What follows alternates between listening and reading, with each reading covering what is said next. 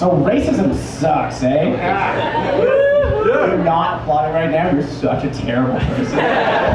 Everyone should be aware of that. Yeah, but we all tend to be anti-racist, but we all also tend to know a racist person, and for a lot of us, that's our grandparents, right? But I actually think that's a bit of a misjudgment on our part. Because like your grandparents could be born in Toronto in like 1935, but for some reason we just all assume that like their entire generation is from like Civil War era Louisiana. I don't know why we do that. Yeah. That's where we think they're from, and like we imagine that they were raised by like some old guy with mutton chops and like a white suit and a bolo tie. It looks like he invented KFC. He's got like the Confederate flags waving on his porch, and he's talking about how much worse it is to have to pay for labor. In a foghorn leghorn voice. Well, I say white power. That's terrible. That is not good. But yeah, see, I don't think that's like clearly not who our grandparents were raised by. And my theory is that they're not actually a racist generation. Because like, listen to this.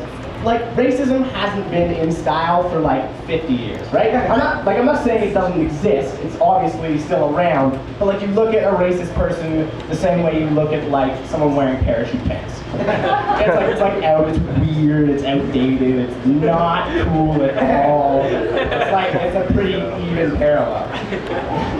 But yeah, that's pretty much, that's like our idea of racism. But like, I know my grandmother isn't racist. Like I've talked to her, I know she's not. But if we're walking down the street and we see like a black guy and an Asian chick holding hands, she'll give this look. And it's not like a sneer, it's not like a like hateful dead eye kind of thing. It's like the confused head tilt, eyes squinty kind of thing. And I've thought about it, and I'm pretty sure that she doesn't have a problem with them being together.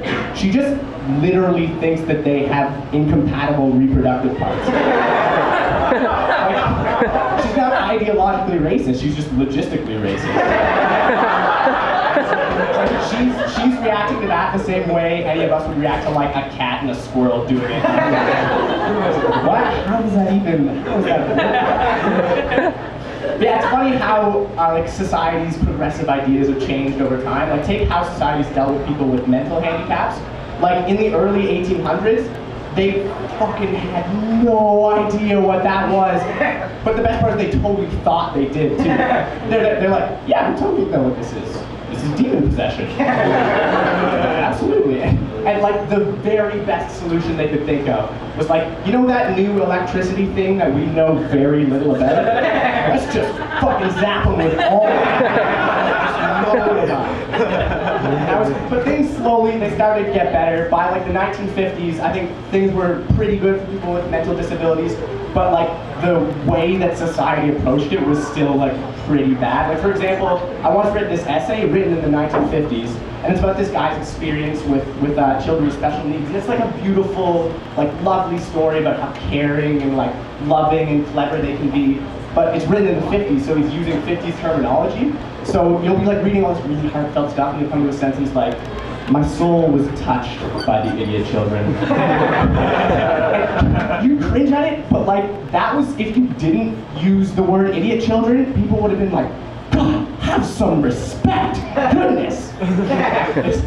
But like, you know, eventually, I think even he realized how like implicitly terrible that word is, because like he used slightly gentler terms, like he'd say retard every once in a while. I'm pretty sure the title of the essay was actually "My Experiences at the Retard Area." That's not even This is bad, but yeah, we know that's bad now. I know that's bad at least. I'm doing what I can to try and be like a little bit of a better person, but it's fucking, it's really hard, because like, I made that decision in an instant. And like, it wasn't like this slow decline where I see rock bottom and like my inner evils are there and they're personified and I fight them and it's a battle for a quest for goodness. It was like I smoked too much weed one day and I flipped. That was it. And I had a really misguided approach at first too, because I did two things. I started running and I started flossing. That was it. I don't know why flossing was one of the things that I thought would better myself. Like implicitly, I was assuming that like running string through my teeth would give me more empathy for starving children in Africa. But it totally worked, because I'm flossing now. I just feel so bad for those kids. floss though, so that's a plus for them.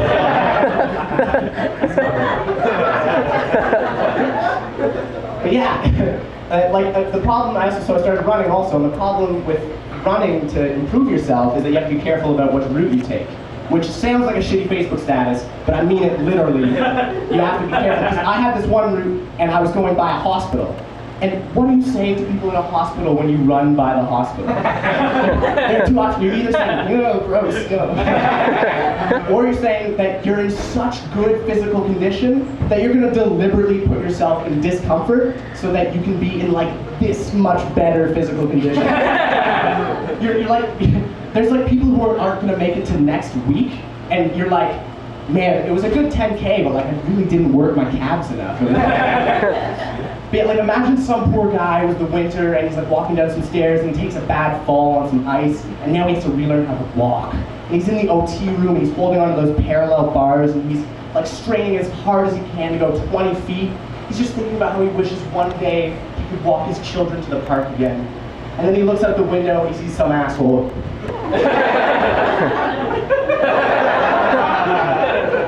And that's me.